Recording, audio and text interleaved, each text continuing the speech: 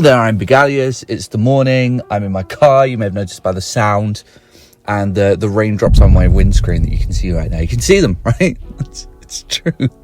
Good morning. How are you? I want to talk about a thing. I watched a video recently. Where it's this guy, and I feel really bad because I don't remember the guy's name. But it's someone who I watch quite often. But he's got one of those names that's just like hard to remember, a bunch of consonants and upper cases and lower cases, which a lot of people have. I understand that, but this guy, I don't know why I can't remember his. I feel so bad, but he makes Call of Duty and X-Defiant videos, and he made one recently about how gamers are too negative.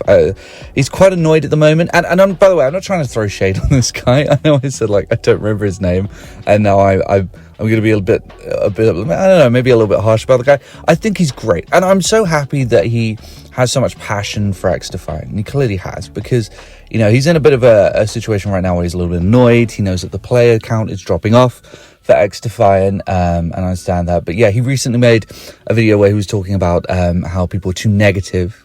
He spliced in some footage from a streamer whose name I also don't know, because I'm 30 and I don't know the name of any gaming streamers other than Moist Critical, maybe. Oh God, what's his name? XQC. I know that. I know who that. I don't watch the guy. I know who he is.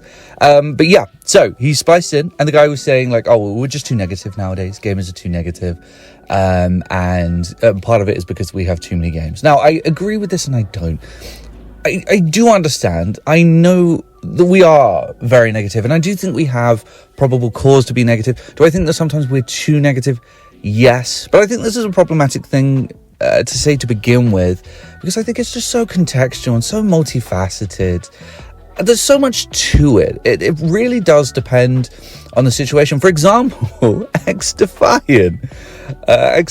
People, have been slightly negative towards the game, and people have dropped off of the game, but they do have concrete and valid reasons for doing so. Reasons that this guy has been mentioning in many of his videos. They've fallen for the biggest lesson unlearned. The biggest issue from any free-to-play arena shooter. It's a lesson we keep learning over and over and over and over and over, and they just aren't learning the lesson. It's developers are just not learning. There is no half-decent progression in the game, so people have come away from it. He had a video where he was showing tweets that people were sending to that guy Mark something. Apparently I don't know any names. The guy.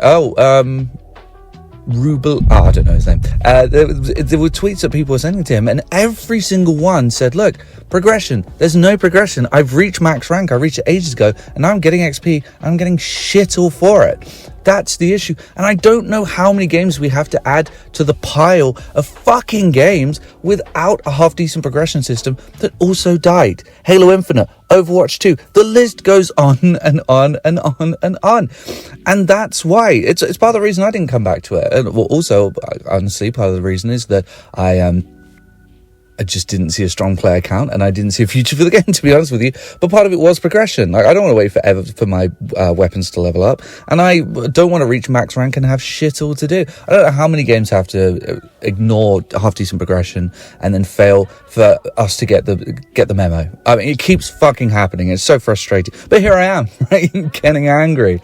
And just a side note, also, he was complaining about people moving away from X-Defiant to go to Call of Duty, and he was saying people complain about Call of Duty and then they get the Call of Duty experience they want from X-Defiant, and then they go back to Call of Duty, and he couldn't understand why, and he was throwing his hands up in the air I just don't get it. I don't understand why you would do that. And on the surface, yeah, okay, but you have to remember, just because you criticize something doesn't mean you're going to completely abandon it. Sometimes I criticize my car. It doesn't mean I'm going to get a new car.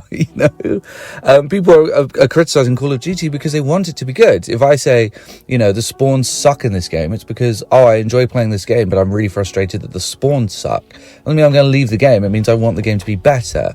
I think a better example is that I'm very critical of Keir Starmer, but I still voted for the guy because I want Labour to be as good as they can possibly be. But I'm still going to vote for for them because I think they have better ideas overall, and that's how this is working. And I hope if you have watched this video that sort of helps you understand.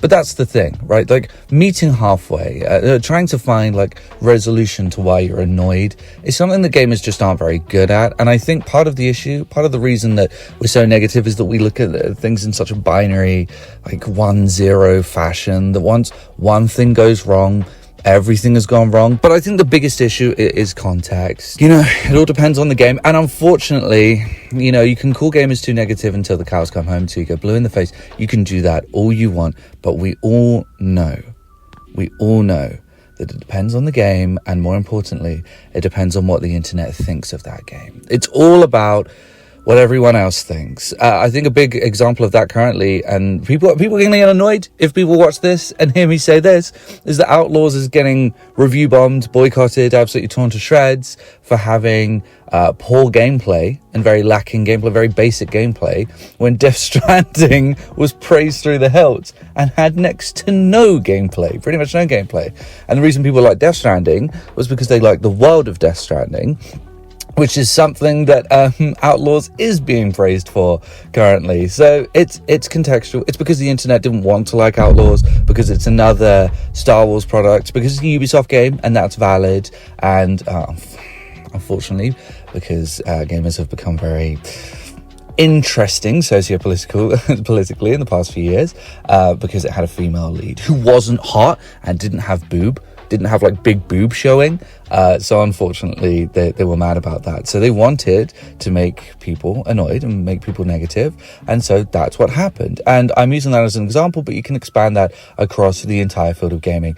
Another honestly great example is Call of Duty. You know, I don't like Activision, although they're owned by Microsoft now, and I don't like Microsoft, and I don't like the stranglehold that Call of Duty has, but people use that as an opportunity to deny the fact that the Call of Duty has and has always had tremendous gameplay. It has fantastic gameplay, and somehow they've managed to, you know, move with the times recently as of Modern Warfare 2019 and make it not only great gameplay, but auto gameplay in a way that is great. I mean, look at Black Ops 6. It has this omni movement system, but it's been implemented in honestly a really great way that has enhanced the gameplay, and their ability to do that is unlike anyone else other than maybe Epic Games or Fortnite. But we hate the game. We hate the game because it's popular and it has a stranglehold on people, and it's an Activision game and now it's a Microsoft game. People don't like that. Which just leads me back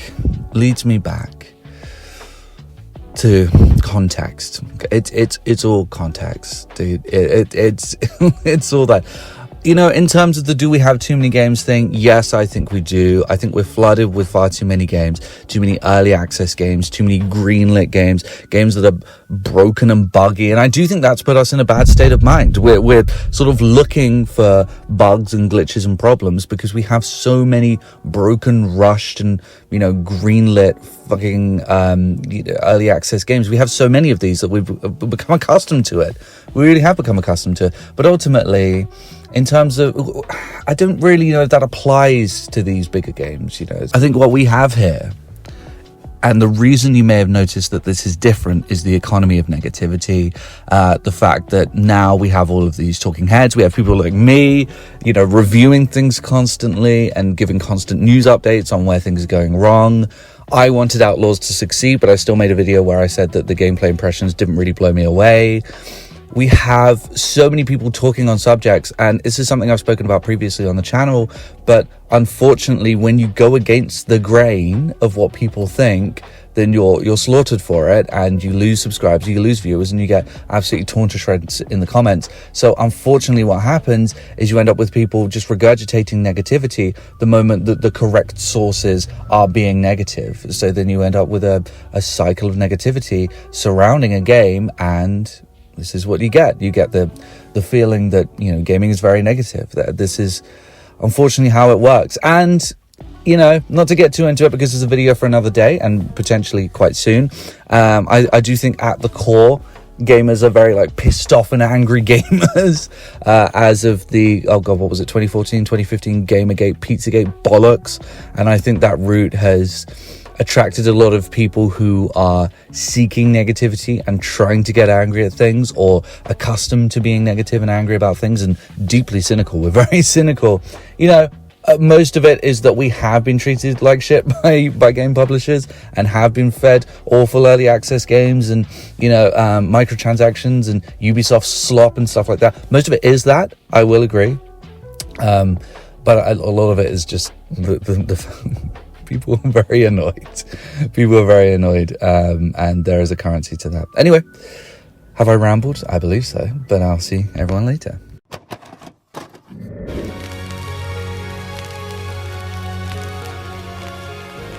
The PlayStation is only $149, and you can also get leading titles.